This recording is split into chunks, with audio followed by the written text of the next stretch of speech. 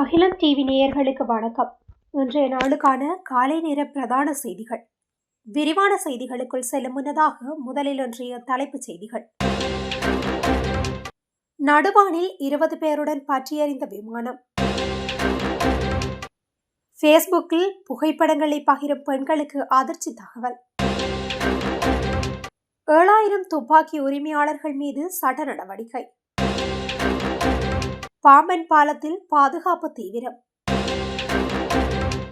யாழில் யுவதி மர்ம மரணம், வசமாக சிக்கிய தாய்மாமன் சிக்க வைத்த பிரேத பரிசோதனை அறிக்கை. பரீட்சைக்கு தோற்றும் மாணவிக்கு தந்தை செய்த மோசமான செயல், எரிந்து கருகிய புத்தகங்கள். காலையில் இடியுடன் கூடிய மழை, யாழ் மக்களுக்கு வெளியான அறிவிப்பு. யாழ்ப்பாணத்தில் வீடற்ற மக்களுக்கு அரசின் மகிழ்ச்சி செய்தி.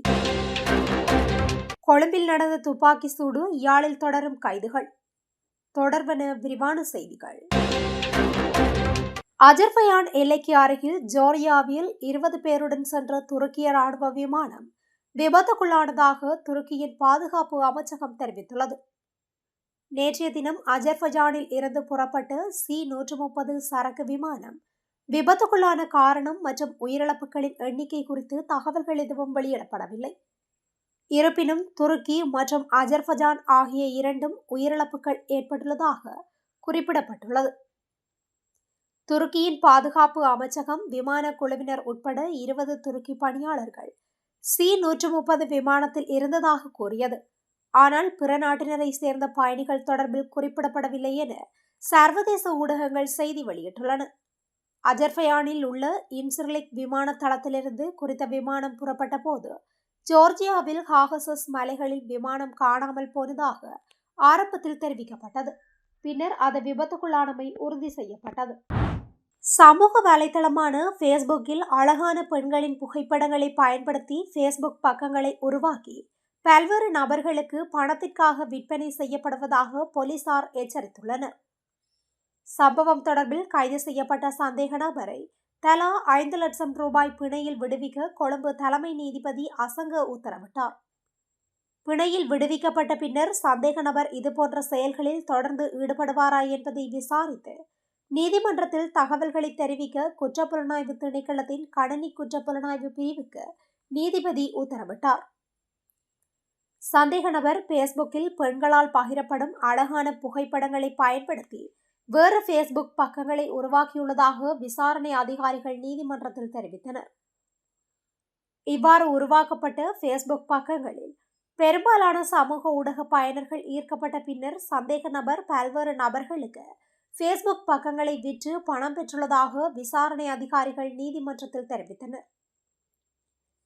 என் நிலவு நீ என்ற சொற்றொடரை பயன்படுத்தி ஃபேஸ்புக் பக்கங்களை உருவாக்கியதாகவும் புகைப்படங்களுக்கு சொந்தக்காரர்களான பெண்களுக்கு இது குறித்து எதுவும் தெரியாமல் அவர் இந்த மோசடி செயலை செய்ததாகவும் விசாரணை அதிகாரிகள் நீதிமன்றத்தில் சுட்டிக்காட்டினர். மோசடி தொடர்பில் கணனி குற்றப்புலனாய்வு பிரிவில் பெண்ணொருவர் செய்த முறைப்பாட்டை தொடர்ந்து சந்தேக நபர் கைது செய்யப்பட்டதாக விசாரணை அதிகாரிகள் நீதிமன்றத்தில் தெரிவித்தனர். பெண்களின் முகங்களை பயன்படுத்தி சந்தேக நபர் 10க்கும் மேற்பட்ட ஃபேஸ்புக் பக்கங்களை மோசடியாக உருவாக்கியிருப்பது விசாரணையில் தெரிய வந்துள்ளதாகவும் அதிகாரிகள் நீதிமன்றத்தில் தெரிவித்தனர். கடந்த ஆண்டு உரிமங்களை புதுப்பிக்க தவறிய 7000க்கும் அதிகமான துப்பாக்கி உரிமையாளர்கள் மீது சட்ட நடவடிக்கை எடுக்க பாதுகாப்பு அமைச்சு திட்டமிட்டுள்ளது. பாதுகாப்பு அமைச்சின் 2024ஆம் ஆண்டுக்கான கணக்காய்வு அறிக்கையின்படி டிசம்பர் 31, 2024 வரை 7125 துப்பாக்கி உரிமங்கள் புதுப்பிக்கப்படவில்லை என்பது தெரிய வந்துள்ளது. துப்பாக்கி கட்டளை சட்டத்தின் பிரிவு 182 பிரிவு 21 கீழ் துப்பாக்கி உரிமையாளர்கள் உரிமம் காலாவதியான 10 நாட்களுக்குள் தங்கள் துப்பாக்கிகள் மற்றும் உரிமங்களை உரிய அதிகாரியிடம் ஒப்படைக்க வேண்டும். அதன் பின்னர் துப்பாக்கிகள் உரிய அதிகாரிகளால் குறிப்பிடப்பட்ட இடத்தில் களஞ்சியப்படுத்தப்பட வேண்டும். இருப்பினும் புதுப்பிக்கப்படாத துப்பாக்கிகளுக்கு இந்த நடைமுறைகள் பின்பற்றப்படவில்லை என்று அறிக்கையில் கண்டறியப்பட்டுள்ளது. உரிமங்களை புதுப்பிக்க தவறிய துப்பாக்கி உரிமையாளர்கள் குறித்து போலீஸ் அதிகாரியால் அறிக்கை சமர்ப்பித்துள்ளதாகவும் மாவட்ட செயலாளர்களுக்கு சட்ட நடவடிக்கை எடுக்க அறிவுறுத்தியுள்ளதாகவும் பாதுகாப்பு அமைச்சு கூறியுள்ளது. டெல்லி கார்வெடி விபத்தின் எதிரொலியாக பாம்பன் புதிய தொடருந்து பாலத்தில் ஆயுதமேந்திய போலீசார் பாதுகாப்பு பணியில் ஈடுபட்டுள்ளனர். டெல்லி செங்கோட்டை அருகே நேற்று முன்தினம் மாலை கார் வெடித்து விபத்து ஏற்பட்டதை அடுத்து இந்தியா முழுவதும் பாதுகாப்பை பலப்படுத்துமாறு உளவுத்துறை அறிவுறுத்தியுள்ளனர். அதன் அடிப்படையில் ராமநாதபுரம் மாவட்டத்தில் உள்ள முக்கிய இடங்களில் பாதுகாப்பு பலப்படுத்தப்பட்டுள்ளது. மேலும் மக்கள் அதிகம் கூடும் இடங்களில் வெடிகுண்டுகள் கண்டறியும் உலோக கண்டுபிடிப்பான் மற்றும் மோப்ப நாய் உதவியுடன் தொடர்ந்து சோதனையில் ஈடுபட்டு வருகின்றமையும் குறிப்பிடத்தக்கது. யாழ்ப்பாணத்தில் இளம் யுவதியொருவர் மர்மமான முறையில் உயிரிழந்த சம்பவத்தில் அவரது தாய்மாமன் கோப்பாய் போலீசாரால் நேற்று கைது செய்யப்பட்டுள்ளார். இருபாலை கோப்பாய் கிழக்கு என்ற முகவரியை சேர்ந்த 24 வயதுடைய யுவதியே இவ்வாறு மர்மமான முறையில் உயிரிழந்துள்ளார். சம்பவம் குறித்து மேலும் தெரிய வருகையில் கடந்த நவம்பர் 9 அதிகாலை 2 மணியளவில் குறித்த யுவதி மூச்சு விடுவதற்கு சிரமப்பட்ட நிலையில் நோயாளர் காவு வண்டிக்கு தகவல் வழங்கப்பட்ட நிலையில் அங்கு வந்த நோயாளர் காவு வண்டி ஊழியர்கள் யுவதி ஏற்கனவே உயிரிழந்து விட்டதாக தெரிவித்து திரும்பி சென்றுள்ளனர். பின்னர் உடற்கூற்று பரிசோதனைகளுக்காக சடலம் யாழ்ப்பாணம் போதனா வைத்தியசாலைக்கு கொண்டு செல்லப்பட்டது. ஆரம்பகட்ட மரண விசாரணைகளின் போது குறித்த யுவதிக்கு ஆஸ்துமா வியாதி இருப்பதாக உறவினர்கள் தெரிவித்ததாக கூறப்படுகின்றது. யுவதியின் சடலம் மீது உடற்கூற்று பரிசோதனைகள் மேற்கொள்ளப்பட்ட போது அவரது உடல் முழுவதும் கடுமையான தாக்குதல் நடத்தப்பட்டு கண்டல் காயங்கள் இருப்பது கண்டறியப்பட்டது. பின்னர் மீண்டும் மேற்கொள்ளப்பட்ட மரண விசாரணைகளின் போது அதிர்ச்சி மிக்க தகவல்கள் வெளியாகியுள்ளன.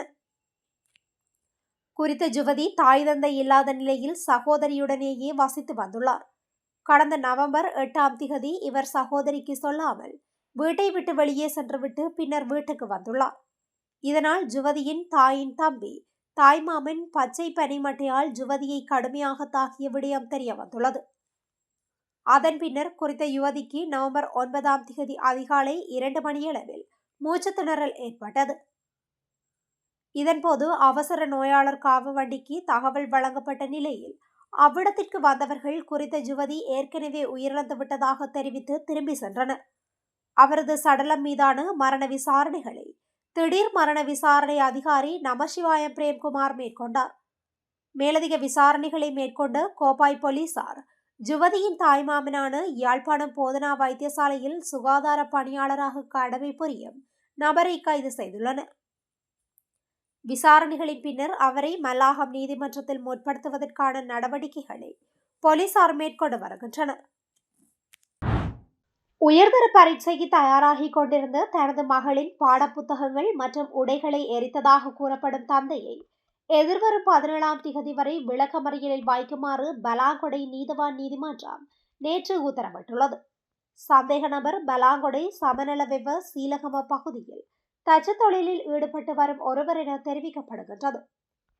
குறித்த நபர் கடந்த 9 இரவு மதுபோதையில் வந்த தனது மனைவியுடன் தகராறில் ஈடுபட்டுள்ள நிலையில் அவரது மனைவி மற்றும் பிள்ளைகள் வீட்டை விட்டு வெளியேறி உறவினர் ஒருவரின் வீட்டிற்கு சென்றுள்ளனர்.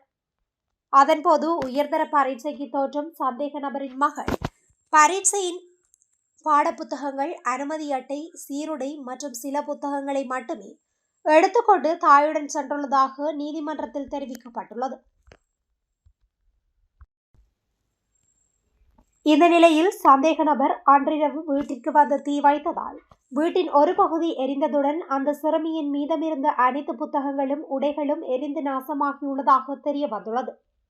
ஆரம்பத்தில் தனது வீட்டிற்கு வேறு யாரோ தீ வைத்ததாக சந்தேக நபர் கூறிய போதிலும் போலீசாரின் தொடர் விசாரணையில் தானே தீ வைத்ததை அவர் ஒப்புக்கொண்ட நிலையில் அவர் கைது செய்யப்பட்டுள்ளார். எவ்வாறாயினும் வீடு தீக்கிரையாகி புத்தகங்கள் அனைத்தும் அழிந்த போதும் அந்த சிறுமி மனம் தளராமல் உயர்தர பரீட்சைக்கு தோற்றியிருந்ததாக பிரதேசவாசிகள் தெரிவித்தனர். வடக்கு மாகாணத்திலும் திருகோணமலை மாவட்டத்திலும் காலை வேளையிலும் மழை பெய்யக்கூடிய சாத்தியம் நிலவுவதாக வளிமண்டலவியல் திணைக்களம் எதிர்வு கூறியுள்ளது. வளிமண்டலவியல் திணைக்களம் இன்று வெளியிட்டுள்ள அறிக்கையில் இதனை தெரிவித்துள்ளது. நாட்டின் பெரும்பாலான பிரதேசங்களில் பிற்பகல் 1 மணிக்கு பின்னர் மழையோ அல்லது இடியுடன் கூடிய மழையோ பெய்யக்கூடிய சாத்தியம் காணப்படுவதாக வளிமண்டலவியல் திணைக்களம் எதிர்வு கூறியுள்ளது. ஊவா, தென், சப்ரகமுவ மற்றும் மத்திய மாகாணங்களிலும் அம்பாறை மற்றும் மட்டக்களப்பு மாவட்டங்களிலும் சில இடங்களில் 75 மில்லிமீட்டருக்கும் அதிக பலத்த மழை வீழ்ச்சி எதிர்பார்க்கப்படுகின்றது. மேல், தென், சப்ரகமுவ, மத்திய மற்றும் ஊவா மாகாணங்களிலும் அம்பாறை மாவட்டத்திலும் அதிகாலை வேளையில் பனிமூட்டமான நிலை நிலவும் என எதிர்பார்க்கப்படுகின்றது. இடியுடன் கூடிய மழை பெய்யும் போது தற்காலிகமாக அதிகரித்து வீசக்கூடிய பலத்த காற்று மற்றும் மின்னல் தாக்கங்களினால் ஏற்படக்கூடிய பாதிப்புகளை குறைக்க போதுமான முன்னெச்சரிக்கை நடவடிக்கைகளை எடுக்குமாறு பொதுமக்கள் கேட்டுக் கொள்ளப்படுகின்றார்கள். யாழ்ப்பாண குடாநாட்டில் இடம்பெயர்ந்துள்ள ஒவ்வொரு குடும்பத்துக்கும் அடுத்த முதல் 3-4 ஆண்டுகளுக்குள் வீடுகள் கட்டி முடிக்கப்படும் என அரசாங்கம் அறிவித்துள்ளது. குறித்த விடயத்தை வீடமைப்பு பிரதி அமைச்சர் டி.பி. சரத் தெரிவித்துள்ளார். 2026ஆம் ஆண்டுக்கான பாதீட்டின் 2ஆம் வாசிப்பு மீதான 3ஆம் நாள் விவாதத்தில் கலந்து கொண்டு உரையாற்றும் போதே அவர் இதனை குறிப்பிட்டார். அவர் மேலும் தெரிவிக்கையில் 2015 முதல் 2019 ஆண்டு வரையிலான முந்தைய அரசாங்கத்தின் வீடமைப்பு திட்டங்கள் கடுமையாக விமர்சித்த அவர் 64,407 வீடுகள் கட்ட இலக்கு நிர்ணயிக்கப்பட்ட போதிலும் 1,647 வீடுகள் மட்டுமே கட்டி முடிக்கப்பட்டதாக தெரிவித்துள்ளார். அவற்றில் பல வீடுகள் ஜானை தாக்கும் இடங்களிலும் தண்ணீர் மற்றும் வீதி வசதிகள் இல்லாத காட்டுப்பகுதிகளிலும் கட்டப்பட்டதால் மக்கள் குடியிருக்கவில்லை என்றும் குற்றம் சாட்டியுள்ளார். இந்த முறை பாதீட்டில் தோட்ட சமூக மக்களுக்காக 2,500 வீடுகள் கட்ட 5.6 பில்லியன் ரூபாவும், கொழும்பு மற்றும் அதனை அண்டிய பகுதிகளில் அடுத்த 3 ஆண்டுகளுக்குள் 5,000 வீடுகளை நிர்மாணிக்க 15 பில்லியன் ரூபாவும் ஒதுக்கப்பட்டுள்ளது. வடக்கு கிழக்கில் மோதல்களால் பாதிக்கப்பட்ட மக்களுக்கு 2,445 வீடுகளை நிர்மாணிக்க இந்த ஆண்டு 3.8 பில்லியன் ரூபாய் ஒதுக்கப்பட்டுள்ளது. வடக்கு மற்றும் கிழக்கு பகுதிகளில் வீடொன்றுக்கு தலா 15 லட்சம் ரூபாய் ஒதுக்கப்பட்டுள்ளதுடன் இது மற்ற பிரதேசங்களில் வழங்கப்படும் ரூபாய் 10 லட்சம் தொகையை விட அதிகமாகும். ஏனெனில் அங்கு கட்டுமான செலவுகள் கூடுதலாக உள்ளன. மேலும் வடக்கில் முந்தைய ஆட்சியில் சுமார் 5,000 குடும்பங்கள் வீடுகளை இழந்து தகர கொட்டகைகளில் தங்க வைக்கப்பட்டதாகவும் அவர்களுக்கான வீடுகளுக்கு அத்திவாரம் மட்டுமே போடப்பட்டதாகவும் குறிப்பிட்டுள்ளார். இந்த ஆண்டு யாழ்ப்பாணம், வவுனியா, மன்னார் ஆகிய பிரதேசங்களில் 1,900க்கும் மேற்பட்ட வீடுகள் கட்டி முடிக்கப்பட்டுள்ள நிலையில் அடுத்த 3-4 ஆண்டுகளுக்குள் யாழ்ப்பாண குடாநாட்டில் இடம்பெயர்ந்த ஒவ்வொரு குடும்பத்துக்கும் வீடுகளை கட்டி முடிக்கும் பணி நிறைவு செய்யப்படும் எனவும் அவர் மேலும் தெரிவித்துள்ளார். யாழ்ப்பாணம் மானிப்பாய் பகுதியில் போதை மாத்திரைகள் மற்றும் கஞ்சா கலந்த மாவாவுடன் ஒருவர் கைது செய்யப்பட்டார். யாழ்ப்பாண மாவட்ட குற்றத்தடுப்பு பிரிவு போலீசாரால் குறித்த கைது நடவடிக்கை நேற்று முன்னெடுக்கப்பட்டது. 1000 போதை மாத்திரைகளும் 2 கிலோ 420 மில்லிகிராம் கஞ்சா கலந்த மாவாவும் இதன்போது கைப்பற்றப்பட்டது. 20 வயது மதிக்கத்தக்க குறித்த சந்தேக நபர் கொட்டாஞ்சேனை துப்பாக்கி சூட்டு சம்பவம் தொடர்பாக உடுவிலில் கைது செய்யப்பட்டவரின் உறவினர் என போலீசார் தெரிவித்தனர். சந்தேக நபரை மானிப்பாய் போலீசார் ஊடாக மல்லாகம் நீதவான் நீதிமன்றத்தில் முற்படுத்த யாழ்ப்பாணம் மாவட்ட குற்றத்தடுப்பு பிரிவு போலீசார் நடவடிக்கை எடுத்து வருகின்றமையும் குறிப்பிடத்தக்கது. இத்துடன் இன்றைய நாளுக்கான காலை நேர பிரதான செய்திகள் நிறைவடைகின்றன. தொடர்ந்தும் இதுபோன்ற செய்திகளை உடனுக்குடன் அறிந்து கொள்ள அகிலம் டிவியுடன் இணைந்திருங்கள். நன்றி, வணக்கம்.